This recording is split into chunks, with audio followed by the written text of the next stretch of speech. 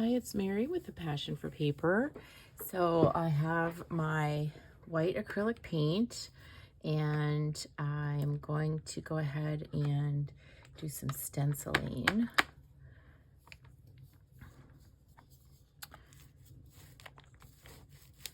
On craft paper bags that I had already torn into some typical journal shapes. Ooh, that came out really nice. Love it. And that's going to be the front of a page there. So let's do a couple more of these.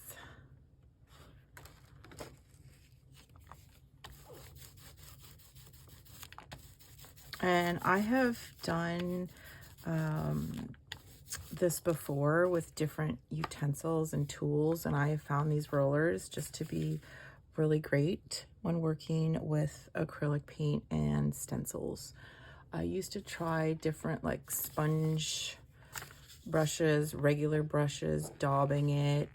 I think I want to try one with it hanging off. Let's see how that looks without putting the whole thing on there. I think I'm going to do something like this. Maybe make the leaves right at the bottom. And I like, making different amounts of paint on the roller because that also affects how it comes out. It's just so fun. And I love that there's a little bit on the back page. That's very cool. And then I'm just going to set those off to dry. Now this one had a little something there, but we can just go right over that. Maybe I'll try one of these others. See how this comes out. Just doing some of this.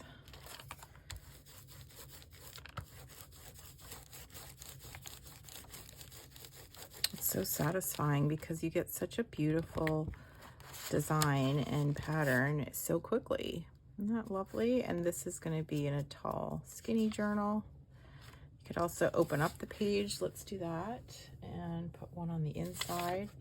Here's another tall one. In fact, this has a flip out. Maybe I'll put this in here and then we'll have something on the inside.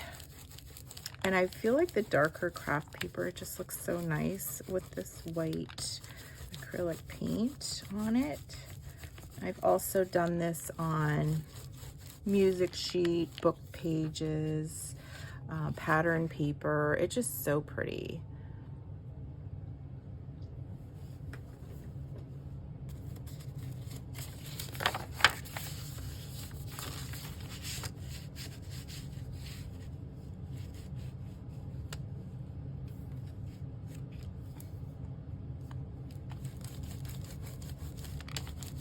You can see my paint is getting a little bit thin now, so I'm going to need to go in for another swipe of paint.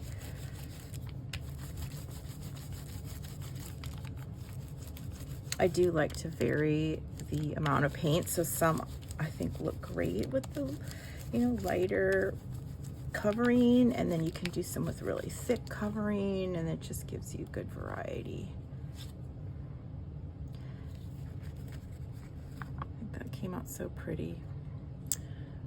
Okay. And it also looks really good on coffee dyed paper because, the contrast. Anything with the dark and the light together looks so nice. This is my little, I don't even know what you call this, little thingamajig. I just saw this online. I got this roller set from Amazon and I thought it was just the cutest thing because originally I was using, with my stencil, this little foam roller kit. I got this in a kit, I think, but you can see it's like very worn out and I use this a ton and I realized how well it worked putting the white paint over the stencils. So when I saw this one, ooh, and then it comes with these it comes with this container and another one of these, so you can just pop that on when this one gets old. So very handy for doing these. Let's see. Ooh, the Royal Ballet School. Maybe I'll do some on here. These are from a vintage ballerina book. I used these in my ballerina journal. Let's do a little bit on here. Just seeing how much I want on here. I don't want to cover up the ballet school because I love how that looks at the top. So if I do another ballerina journal, now I've got some more stuff to put inside of it. So kind of cool too, just having that. Yeah. So that's on a book page. What else do I have? 6. Nice. Oh, this is some interesting paper. Let's try a different stencil. Now I have a whole file folder of stencils, but I've misplaced it, so I need to find that. But in the meantime, I did find one more stencil that I could use with the paint. Now, the one thing about painting with the stencils, I have never tried to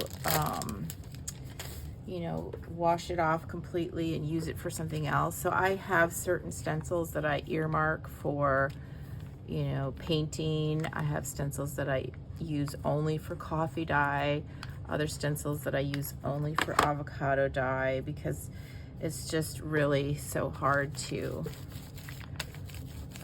get them completely clean. So I do think that is a good tip.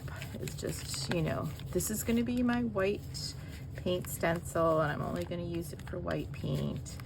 And then other stencils I'm only going to use for coffee stain or avocado dyeing. That came out really cute. Let's see. I'm just going to try a little experiment here, putting this at the top. Didn't like that round circle up there all by itself, so just went over it.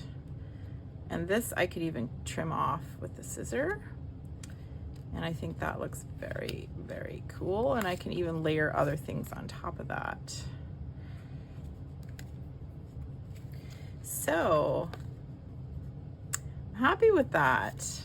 And then I just wanted to share the way these came out. So this was what you saw earlier in the video, and as I said, I have all different sizes of craft paper bags that I had already torn out and just used a variety of sizes. Some I stenciled on the outside, some I stenciled on the inside, and some on the back. This is one that I did on the back of some coffee dyed paper. I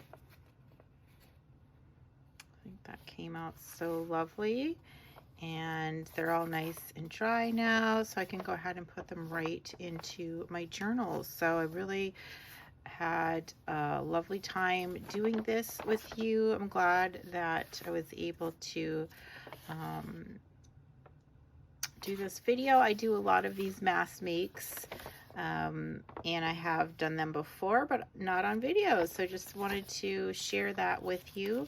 And as you can see, I had multiple different types of papers. This is some, looks like tea-dyed tissue paper, and that's just folded up nicely. And we had regular coffee-dyed paper. And you can see it looks lovely on all different shades. This was one of the other stencils I used.